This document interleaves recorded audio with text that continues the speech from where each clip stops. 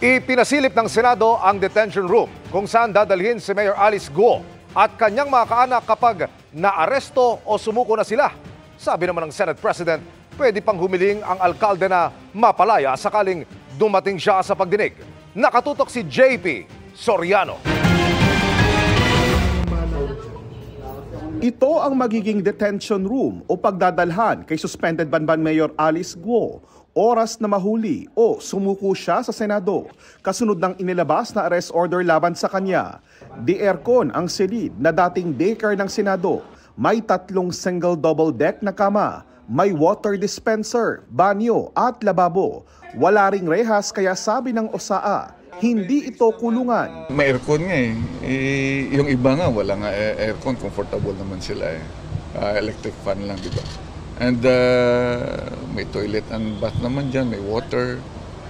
I think depende sa ano mo, sa standard mo.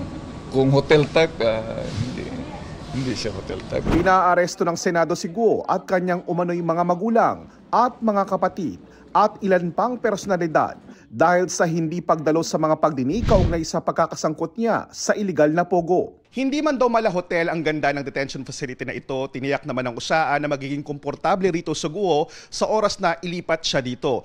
Pero bawal siyang gumamit ng anumang uri ng gadget gaya ng cellphone at kung gagamit siya ng cellphone, kailangan ito ay supervised at cellphone mula sa Senado.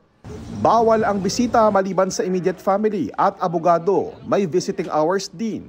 Sabi naman ni Senate President Cheese Escudero, sakaling dumating si Guo sa Senado, pwede raw itong humiling na mapalaya siya. Kung makukumbinsin niya yung komite, si Senator Risa, na hoy, nagkataon lang na ganito pero mag-a-attend na ako, nangangako ako. Mayor ako, you can release me on my own recognizance, kilala ko sa komunidad, kung papahintulutan ng komite, walang dahilan para hindi ko rin pahintulutan yan. Sa ngayon, wala pang paramdam sa Senado ang kampo ni Guo kung susuko ang mayora, pero tiniyak daw ni Guo na nasa Pilipinas lang ito. Kinukumbinsi naman daw ng kanyang mga abogado na magpakita na ito sa Senado, pero matindi raw ang mental anxiety nito.